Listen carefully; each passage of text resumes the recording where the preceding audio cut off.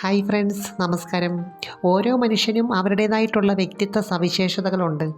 അതുകൊണ്ട് ഏത് കാര്യത്തിനാണെങ്കിലും ആത്മവിശ്വാസം വർദ്ധിപ്പിക്കാൻ ഓരോരുത്തരും പല കാര്യങ്ങളും ചെയ്യണം. യഥാർത്ഥത്തിൽ ദാമ്പത്യത്തിനകത്ത് യുക്തിപരമായിട്ട് പ്രവർത്തിക്കേണ്ട പല മേഖലകളുമുണ്ട്.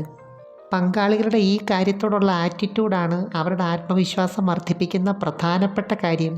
അപ്പം ഞാൻ ഇന്ന് പറയുന്നത് ലൈംഗികതയിൽ വ്യത്യസ്തമായ രീതികൾ ഇഷ്ടപ്പെടുന്ന ചില വ്യക്തികളെക്കുറിച്ചാണ്. എന്തുകൊണ്ട് അവർ ഈ ഒരു രീതി ഇഷ്ടപ്പെടുന്നു, അതിൻ്റെ കാരണത്തെക്കുറിച്ച് നമുക്കൊന്ന് നോക്കിയാലോ. അതിനു മുമ്പ് ഈ ചാനൽ ആദ്യമായിട്ട് കാണുവാണെങ്കിൽ ഒന്ന് ലൈക്ക് ചെയ്യണം, സബ്സ്ക്രൈബ് ചെയ്യണം, ഷെയർ ചെയ്യണം കേട്ടോ. എന്നുവെച്ചാൽ ഇതിനകത്ത് ഏറ്റവും പ്രധാനം ക്വാണ്ടിറ്റിയേക്കാൾ കൂടുതൽ ക്വാളിറ്റിയാണ്. എന്നുവെച്ചാൽ നമ്മൾ എത്ര പ്രാവശ്യം ചെയ്യുന്നു എന്നതല്ല, ചെയ്യുന്നത് എത്ര ക്വാളിറ്റിയോടുകൂടി ചെയ്യുന്നു എന്നതാണ് പ്രധാനം. ചിലരെ സംബന്ധിച്ച് ഇതിനകത്ത് പ്രത്യേക മെത്തേഡിനോട് താല്പര്യമുള്ളവരുണ്ട്. അപ്പോൾ അവർ സംതൃപ്തി കണ്ടെത്തുന്നത് ആ ഒരു രീതിയിൽ കൂടിയാണ്. ഇപ്പം നമുക്ക് ഏറ്റവും ഇഷ്ടപ്പെട്ട കുറച്ച് ഭക്ഷണങ്ങളുണ്ട്. അത് കിട്ടുമ്പോഴായിരിക്കും ഏറ്റവും കൂടുതൽ സംതൃപ്തിയും സന്തോഷവും ഒരു രുചിയൊക്കെ ഫീൽ ചെയ്യുന്നത്. അപ്പം വിവാഹിതയായിട്ടുള്ളൊരു സ്ത്രീയുടെ കാര്യം ഞാൻ പറയാം. അവരെ സംബന്ധിച്ച് ഇതിനോട് കുറച്ച് താല്പര്യമൊക്കെ ഉണ്ട്. തന്നെയല്ല, സ്വന്തം ആരോഗ്യത്തിനും സന്തോഷത്തിനുമൊക്കെ നല്ല പ്രാധാന്യം കൊടുക്കുന്ന ഒരു വ്യക്തിയാണ്.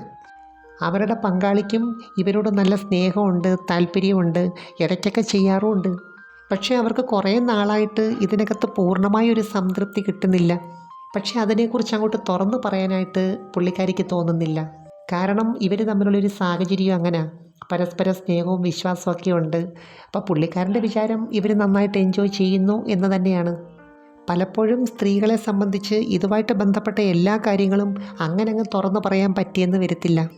ഒന്നോ രണ്ടോ പ്രാവശ്യം ഇതേക്കുറിച്ച് പങ്കാളിയോട് സൂചിപ്പിച്ചാൽ തന്നെ അവർക്ക് ആ രീതി പറ്റിയില്ലെങ്കിൽ പിന്നെ അതിനെക്കുറിച്ച് സംസാരിക്കത്തില്ല. ഞാൻ നേരത്തെ പറഞ്ഞല്ലോ, ചിലർക്ക് ചില രീതിയോട് താല്പര്യം കൂടുതലായിരിക്കും. പങ്കാളി ഈ സമയത്ത് കുറച്ച് ബോൾഡായിട്ട് പെരുമാറണമെന്ന് ആഗ്രഹിക്കുന്നവരുണ്ട്. അപ്പോൾ ഇവരെ സംബന്ധിച്ച് ഈ ഒരു നേച്ചറാണ്. തന്നെയല്ല, ചില സമയത്ത് സ്പീഡ് കൂടുതലായിട്ട് വേണമെന്നുണ്ട്. എങ്കിൽ മാത്രമേ ആ ഫിനിഷിങ് കിട്ടത്തുള്ളൂ. സാധാരണ രീതിയിൽ ഒരാളെ കണ്ടിട്ടോ സംസാരിച്ചാലോ ഇടപെട്ടാലോ ഒന്നും ഒരാൾ ഏത് നേച്ചറാണെന്ന് നമുക്കത്ര എളുപ്പം പറയാൻ പറ്റത്തില്ല. ഒരു പക്ഷേ പങ്കാളി ഇതറിഞ്ഞാൽ തന്നെ ഇതിനത്രയും പ്രാധാന്യം കൊടുക്കണമെന്നുമില്ല. മിക്കവാറും സ്ത്രീകളെ സംബന്ധിച്ച് ഒരു സ്റ്റേജ് കഴിയുമ്പോൾ ഈ ഒരു രീതി ഇഷ്ടപ്പെടാൻ പല കാരണങ്ങളും ഉണ്ട്. ഓരോരുത്തരുടെയും ശരീരപ്രകൃതം, ഇതിനകത്തുള്ള എക്സ്പീരിയൻസ്, തനിയെ ചെയ്യുന്ന എക്സ്പീരിയൻസ്, ചില രീതികൾ, അതുപോലെ തന്നെ ഹോർമോൺസിൻ്റെ പ്രവർത്തനം, ഇതൊക്കെ വളരെ പ്രധാനമാണ്. എന്നാൽ ചിലരെ സംബന്ധിച്ച് ഇതിന് നേരെ ഓപ്പോസിറ്റ് ഉള്ളവരുണ്ട്. അവരുടെ നേച്ചർ വളരെ സോഫ്റ്റ് ആയിരിക്കും. ഇപ്പോൾ ഒരു കാര്യത്തിനോട് അമിതമായ ഇഷ്ടം വരികയാണെങ്കിൽ അതിൻ്റെ പിന്നിലൊരു ഹാബിറ്റുണ്ട്. അപ്പോൾ ഇതിനകത്ത് പല ചോദ്യങ്ങളും ഉണ്ട്. ഇങ്ങനെയൊക്കെയുള്ള പ്രകൃതം നല്ലതാണോ, അല്ലെങ്കിൽ സാധാരണ പോലൊക്കെ അങ്ങ് ചെയ്താൽ പോരെ?